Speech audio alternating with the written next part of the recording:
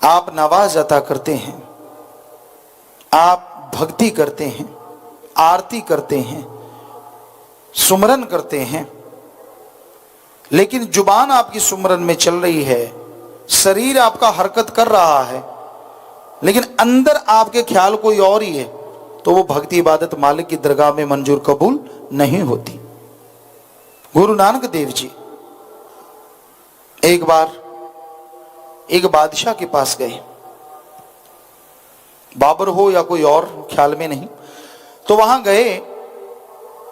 लोगों ने चर्चा कर दी कि एक फकीर आया है जो मुसलमानों को हिंदू बनाता है।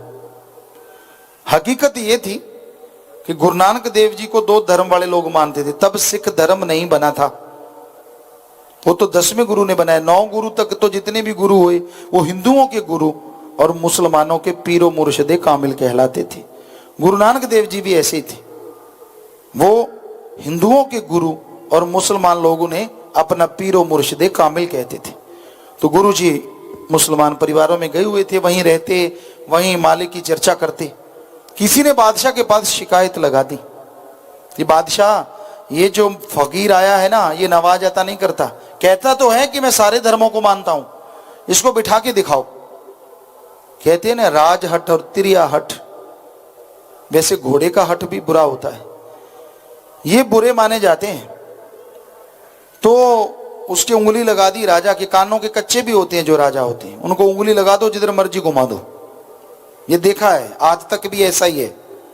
वो पहचान ही नहीं सकते असल इंसान कौन है और साथ रह के भी धोखा देने वाले कौन है। साथ रह के भी पीठ में छुरा घोंप देते हैं और बाद में वो दोष किसी और को देते रहते, ये भी लोग हैं। आज कानों के कच्चे शुरू से हुआ। तो बादशाह ने गुरु नानक देव जी को बुलाया, आप फकीर। गुरु जी आ गए, कहने लगे तू सारे धर्मों को मानता है, सभी में पर चर्चा करते। कहते हाँ जी। कहते सुना है तू नमाज अता करता है। कहते जी कि कोई बात नहीं, मैं तो हमेशा ही अल्लाह मालिक की नमाज करता रहता हूँ। कहते चलो आप मस्जिद में जाओ, हमारे साथ चलो, मैं चलता हूँ, मेरा मौलवी साहब है वो चलते हैं, चलो चलिए। तो गुरु जी कहने लगे चलो। मस्जिद में चले गए, नमाज अता करने लगे। मुसलमान भाइयों में जैसे वो पोजीशन में बैठते हैं, वज्र आसन, बैठ के नमाज अता करने लगे, खड़ के जैसे भी। तो जैसे ही ऐसे बाद में आमीन किया तो देखा गुरुजी तो पलाती मारे बैठे, आलती पालती, वो तो उस पोजीशन में बैठे ही नहीं। बादशाह को बड़ा गुस्सा आया, कहने लगा ए फकीर, तुझे कहा था नमाज अता करना, नमाज अता नहीं की।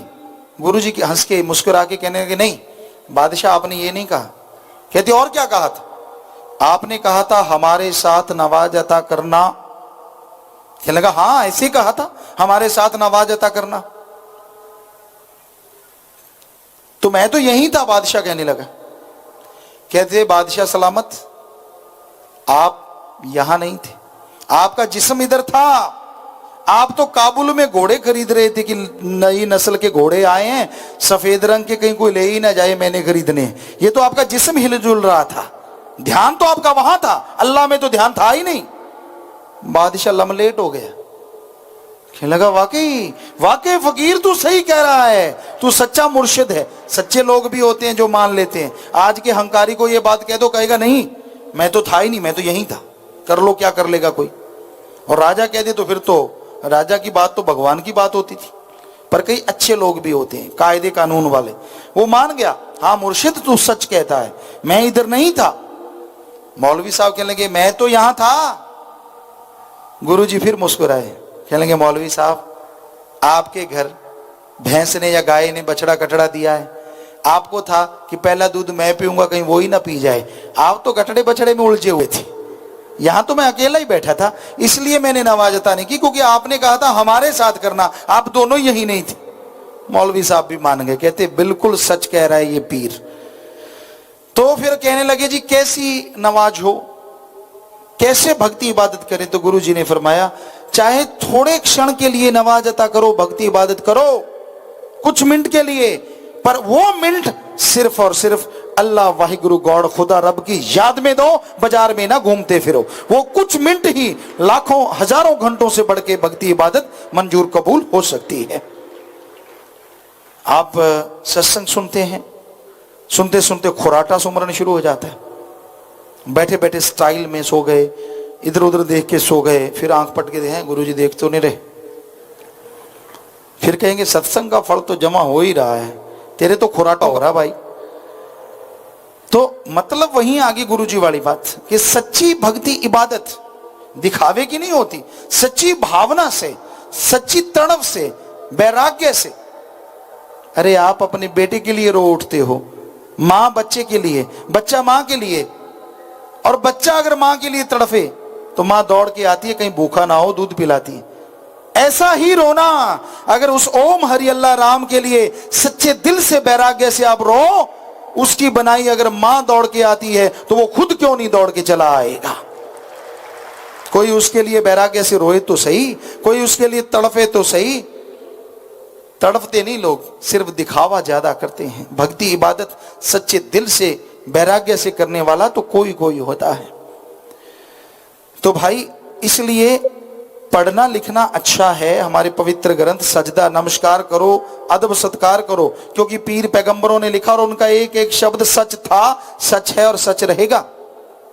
लेकिन सिर्फ सजदा नमस्कार करके ना छोड़ो, उनके लिखे वचनों पे अमल करो, फिर देखो कितने नजारे मिलते हैं, कितनी खुशियां मिलती हैं। वो कहते कुछ और हैं, आप करते कुछ और हैं, और दोष देते हैं अपने संत पीर पैगंबर को। लानत है ऐसी सोच पे।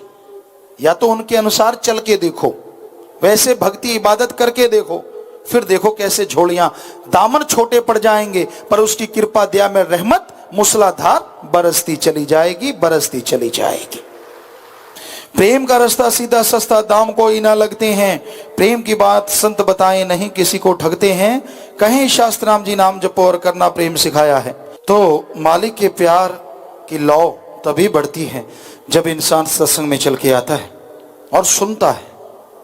सत्संग में बैठना फल तो मिलता है, लेकिन सुनना और फल बढ़ता है, और अमल कर ले पूरा फल मिलता है, कोई कमी नहीं रहती। तो मालिक के प्यार मोहब्बत का रास्ता सीधा रास्ता है, कोई दाम नहीं लगता, पैसा नहीं देना, धर्म जात मजहब नहीं छोड़ना, अल्लाह वाहिगुरु मालिक के नाम से जुड़ो, भक्ति इबादत करो, जिस मर्जी धर्म में रहो, जैसा मर्जी पहनावा पहनो, मालिक को इससे कुछ लेना देना नहीं। हाँ, अपने अंत्यकरण की सफाई करो, अंदर के पाप गुनाह बुराइयां जो हैं उनको मालिक के नाम से धो डालो। जैसे जैसे अंदर की कमियां दूर होती जाएंगी, वैसे वैसे आप मालिक की दया में रहमत के काबिल बनते जाएंगे। प्रेम की बात संत बताएं नहीं किसी को ठगते हैं, प्यार मोहब्बत की चर्चा संत बताते हैं। मालिक का प्यार बेइंतहा खुशियां देता है, रहमतें लुटाता है। वो किसी को ठगते नहीं, ठगी मारने के लिए इकट्ठ नहीं करते कि भाई नोट चढ़ा जाओ, हमें पैसे दे दो, ये दे दो, वो दे दो, ना नोट ना वोट ना किसी चीज से। वो सिर्फ एक ही बात कहते हैं, आपस में प्यार करो, मालिक से प्यार करो, तो खुशियां आपके घर में लवरेज हो जाएंगी, आप अंदर बाहर से माला माल हो जाएंगे। कहें शास्त्र नाम जी नाम जपो और करना प्रेम सिखाया है। संत दो बातें कहते हैं, आपस में प्यार करो, अल्लाह मालिक वाहिगुरु राम से प्यार करो, और सुमरन करो। ये दो बातें ऐसी हैं जो इन पे अमल कर लेते हैं उनका जीवन सुधर जाता है।